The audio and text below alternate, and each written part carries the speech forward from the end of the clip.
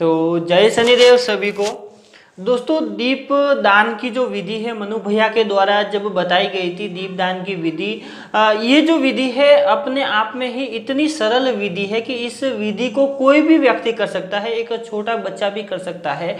और इस दीपदान की प्रक्रिया में जो हमें फायदे होते हैं वो कई गुना ज़्यादा फायदे होते हैं और हम घर बैठे अपनी बहुत सारी समस्याओं का जो समाधान है वो घर बैठे सिर्फ दीपक लगा के कर सकते हैं।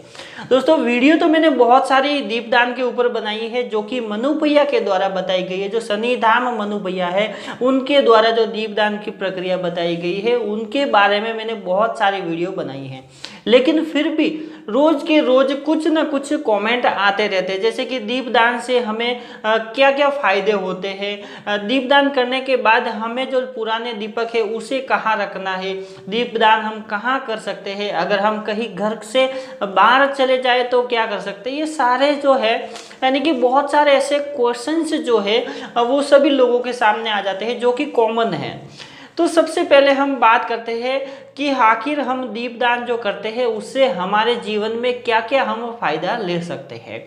तो देखो, मैं बहुत सारे फायदों के बारे में बताऊंगा। अगर आपको उसमें से कोई भी प्रॉब्लम है तो आप दीपदान कर सकते हैं। और वैसे तो भगवान से किसी भी प्रकार की प्रार्थना करते हैं तो हर प्रार्थना से आपका जो है भला हो जाता है, आपका जो कल्याण हो जाता है। वो कौन सी भी किसी भी प्रकार की प्रार्थना आप अपने मन से भगवान को कर सकते हैं। तो बताते हैं कि जो दीपदान की प्रक्रिया है उस दीपदान की प्रक्रिया में हमें क्या क्या फायदे होते हैं। सबसे पहला जो फायदा होता है हमें ये होता है कि जो पितृ दोष की प्रॉब्लम है उन प्रॉब्लम में काफ़ी सुधार आ जाता है और वो धीरे धीरे कार्य करता है, एकदम फास्ट नहीं। ये जो प्रक्रिया है स्लो मोशन है, लेकिन जो कार्य करता है वो परफेक्ट तरीके से करता है। अगर आप रेगुलर अगर दीपदान करते हैं तो आने वाले समय में 6 महीना या 1 साल के अंदर अंदर आपकी जो पितृ दोष की जो प्रॉब्लम है वो खत्म हो जाएगी। ये थोड़ी सी धीरे प्रक्रिया है, लेकिन जो खत्म होती है ये जो प्रॉब्लम को खत्म करती है पूरी जड़ से खत्म कर देती है। तो ज़्यादा समय नहीं लूँगा, फटाफट से आपको बताता हूँ कि सबसे पहले पितृ दोष की जो प्रॉब्लम है वो आपकी सॉल्व हो जाती है। दूसरी प्रॉब्लम, अगर आपके शरीर के ऊपर किसी भी प्रकार की स्किन रोग की बीमारी है, जैसे कि कहीं पे दाग धब्बा है, खाज खुजली है या फोड़े फुंसी, ऐसी जो प्रक्रिया होती है, ऐसा नहीं कि मुंह पे जो फोड़े फुंसी होते हैं उसके बारे में बात नहीं कर रहा हूँ, जो नेगेटिविटी के कारण आपकी जो स्किन प्रॉब्लम है उसमें भी आपको लाभ हो सकता है, उसमें भी आपको फायदा होता है। दूसरा दीपदान, तीसरा जो आता है, दीपदान करने से आपके घर के अंदर का जो वातावरण है वो स्वस्थ होने लगता है। आपके घर में जहाँ दीपदान करते हैं वहाँ पे शनिदेव महाराज की जो तरंग गिरती है उससे आपका जो घर है पूरी पॉजिटिविटी के साथ होता है। आपके घर के अंदर पॉजिटिविटी आती है जिसके कारण आपके घर में किसी भी प्रकार की कोई भी नेगेटिविटी जल्दी से घर में प्रवेश नहीं करती है, अगर है तो वो भी चली जाएगी। चौथा जो प्रॉब्लम ये है कि अगर आपका कारोबार यानी कि आपका कोई बिजनेस है और वो बिजनेस अच्छे से नहीं चल रहा है, बार बार उस पर नज़र हो जाती है, कुछ ना कुछ प्रॉब्लम हो जाती है, तो आप अपनी शॉप के ऊपर जहाँ पे बिजनेस है वहाँ पे, ऑफिस में, वहाँ पे आप दीपक का दान कर सकते हैं, जिससे ये भी प्रॉब्लम आपकी सॉल्व हो जाती है। पांचवी जो प्रॉब्लम आती है कि अगर आपके ऊपर नॉर्मली क्रिया जैसे कि छोटा सा वशीकरण या कोई भी नॉर्मल सी जो तंत्र क्रिया अगर आपके साथ हुई है, जो कि 1 साल ही हुआ है, 6 महीने हुआ है, या 1 साल हो गया है या फिर 2 साल हो गया है, तो आप दीपदान के माध्यम से कम समय वाली प्रॉब्लम को दीपदान के माध्यम से सॉल्व कर सकते हैं।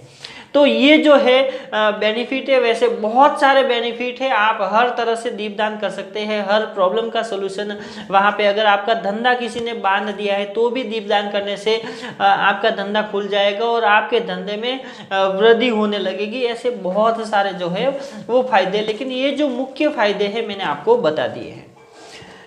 अब बात करते हैं कि जो हम दीपक करते हैं उस पुराने दीपक को क्या करना है। ये बहुत बार सवाल आता है कि हम उस पुराने दीपक को क्या करें। तो क्योंकि रोज नया दीपक लेना है तो पुराने दीपक को हमें क्या करना है, आपने जो पुराना दीपक है वो क्या करना है, कहीं पे या तो एक आपको डिब्बा रख देना है या कोई बॉक्स ले लेना या कोई बड़ी ठेली ले लेनी है।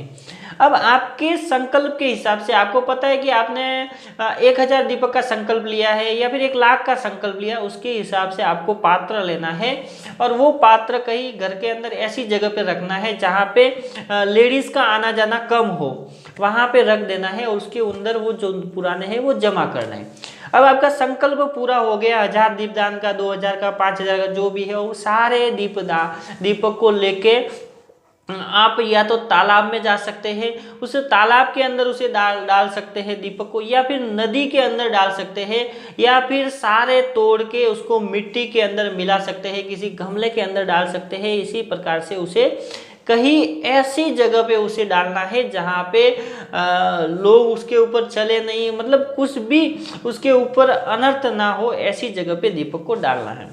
अब दोस्तों बात करते हैं कि दीपदान की प्रक्रिया कैसे करनी है। तो शुरुआत से लेकर लास्ट तक मैं आपको बताता हूँ, ध्यान से सुनिएगा कि कैसे हमें दीपदान करना है। संकल्प के लिए से, प्रार्थना से लेके सारी बातें मैं बताऊंगा। तो दीपदान क्या करना है कि रोज आपको मिट्टी का दीपक लेना। बहुत सारे लोग कमेंट करते हैं कि स्टील का ले लूँ, पीतल का ले लूँ, तांबे का ले लूँ। तो स्टील का, पीतल का, तांबे का, आटे का, किसी भी का नहीं लेना है, सिर्फ और सिर्फ मिट्टी का दीपक लेना है, जो कि 1 रुपये के अंदर जो मिल जाता है, वो जो नॉर्मल सादा वाला आता है वो लेना है, क्योंकि रोज आपको नया लेना है, उसे रख देना है साइड। तो मिट्टी का बर्तन लेना है, तेल में तिल तेल का यूज करना है, सर्वश्रेष्ठ यानी कि सर्वश्रेष्ठ जो है तिल तेल ही माना जाता है। लेकिन फिर भी अगर आपके घर पे नहीं है तो आप घी का दीपक कर सकते हैं, सरसों के तेल का कर सकते हैं। घी, सरसों तेल या तिल तेल, इन तीनों में से किसी भी एक का कर सकते हैं, लेकिन तिल तेल का जो मान्य है वो ज़्यादा माना गया है, उससे ज़्यादा बेनिफिट यानी कि फायदा होता है। ये तो हो गया, ये भी एक सवाल ही है।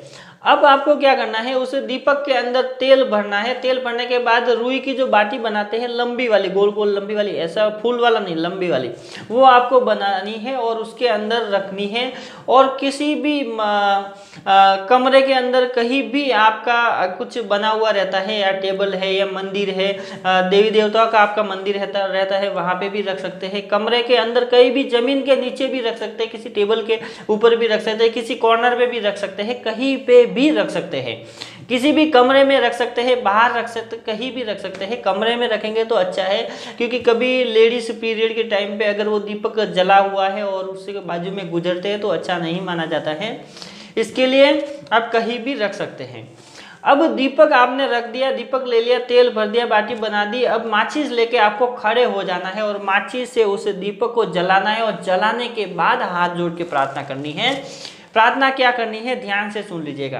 प्रार्थना ये करनी है कि हे शनिदेव महाराज, मैं मनु भैया को साक्षी मानकर आपको दीप दान कर रहा हूँ। इतना कहने के बाद आपकी जो प्रॉब्लम है, हर किसी की अलग अलग प्रॉब्लम रहेगी।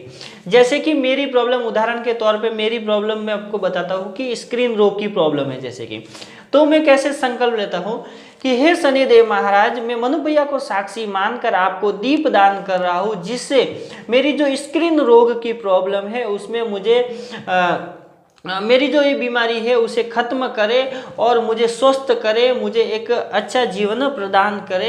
ऐसे आपको प्रार्थना करनी है, ऐसे आपको संकल्प लेना है। ऐसे मैंने हाथ जोड़ा है, हाथ जोड़ के भी कर सकते हैं। ऐसे जल ले सकते हैं यहाँ पे, और जल लेंगे तो वो बोलने के बाद जल को ऐसे जमीन के नीचे गिरा देना है। अब आप दीपदान कितने कर सकते हैं, 1 भी कर सकते हैं, 3 भी कर सकते हैं, 5 भी कर सकते हैं, 7 भी कर सकते हैं, 9, 11, 21, 51, 101, यानी कि आपकी जितनी श्रद्धा है, आपकी जितनी भावना है, उसके हिसाब से आप दीपदान कर सकते हैं। उसके लिए ये कोई नहीं है, जितने ज़्यादा दीपदान करेंगे, जितना लंबे समय तक करेंगे, उतना ज़्यादा बेनिफिट होगा, उतना ज़्यादा आपको फायदा होगा आपके जीवन में। आपको धीरे धीरे महसूस होने लगेगा कि आपका जो जीवन है वो एक बदलाव की तरफ चल रहा है। घर के अंदर क्लेश हो रहे तो वो खत्म हो रहे हैं, घर के अंदर देवी देवताओं का वास होने लगता है, नेगेटिविटी दूर भागने लगती है, और बहुत सारी जो प्रॉब्लम है उन प्रॉब्लमों का जो सोल्यूशन है वो होने लगता है। ऐसा नहीं है कि आप उनको प्रॉब्लम बताएंगे देवी देवताओं को, भगवान को, तो ही प्रॉब्लम सॉल्व होगी, ऐसा नहीं है। दीपदान करने से, किसी को भोग देने से आपके घर की जो भी प्रॉब्लम रहती है वो एक एक करके सारी प्रॉब्लमों को बिना आपके द्वारा बताए गई सॉल्व की जा सकती है, और वो सॉल्व होती है।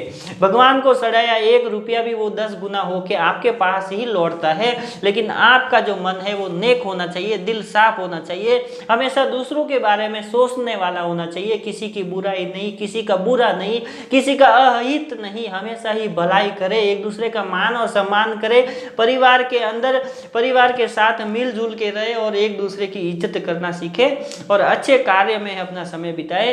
क्योंकि जो कर्म है अगर वो अच्छे होते हैं तो अपना जो जीवन है, वो जो भविष्य है, आने वाला भविष्य अपने आप ही सुधरता है।